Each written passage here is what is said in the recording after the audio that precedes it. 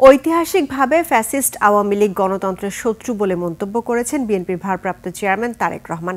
Facebook পোস্টে তিনি হাসিনার আমলে বেগম খালেদা জিয়ার উপর প্রহসন, অত্যাচার ও নেতাকর্মীদের উপর অত্যাচারের কথা তুলে ধরে বলেন, খালেদা জিয়ার স্বাস্থ্যের এই খারাপ অবস্থার জন্য শেখ হাসিনা দায়ী।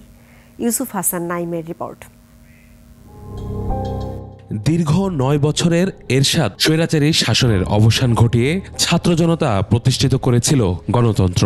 ইতিহাসের এই বিশেষ দিনটিকে স্মরণ করে বিএনপির ভারপ্রাপ্ত চেয়ারম্যান তারেক রহমান তার ভেরিফাইড ফেসবুক প্রোফাইলে একটি দীর্ঘ পোস্ট দিয়েছেন।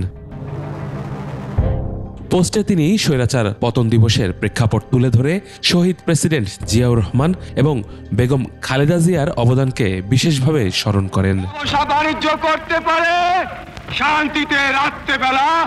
তারেক রহমান লিখেছেন, যে সাংবিধানিক রাজনীতিক ছিল বহুদলীয় গণতন্ত্রের নিশ্চয়তা, যার সূচনা করেছিলেন স্বাধীনতার ঘোষক শহীদ প্রেসিডেন্ট জিয়াউর রহমান। একনায়ক হুসেইন মোহাম্মদ এরশাদ গণতান্ত্রিক প্রতিষ্ঠানগুলোকে ধ্বংসস্তূপে পরিণত করেন। তিনি বলেন, দীর্ঘ ৯ বছর বেগম খালেদা জিয়া দৃঢ় প্রত্যয় নিয়ে নিরন্তর সংগ্রাম চালিয়ে আপসীর নেত্রী হিসেবে খ্যাতি লাভ করেন, গড়ে তোলেন এক দুর্বার গণ আন্দোলন। এরই ধারাবাহিকতায় ৯০-এর ৬ ডিসেম্বর এই দিনে ছাত্র জনতার মিলিত শক্তিতে স্বৈরাচারকে পরাজিত করে মুক্ত হয়েছিল গণতন্ত্র।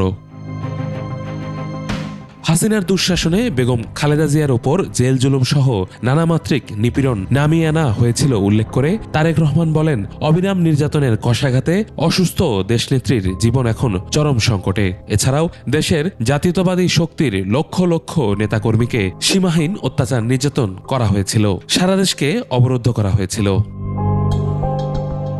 একই সঙ্গে তিনি রাষ্ট্র ও সমাজে গণতান্ত্রিক মূল্যবোধ প্রতিষ্ঠার জন্য নিরলস সংগ্রাম চালিয়ে যাওয়ার আহ্বান জানান। ইউসুফ হাসান নাইম, ২১ টেলিভিশন।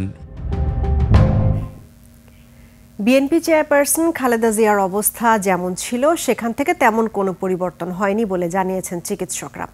এদিকে ধানমন্ডিতে মায়ের সঙ্গে দেখা করে রাতে আবার এভারকেয়ার হাসপাতালে শাশুড়ি খালেদা জিয়ার কাছে গেছেন তারেক রহমানের স্ত্রী জুবাইদা রহমান।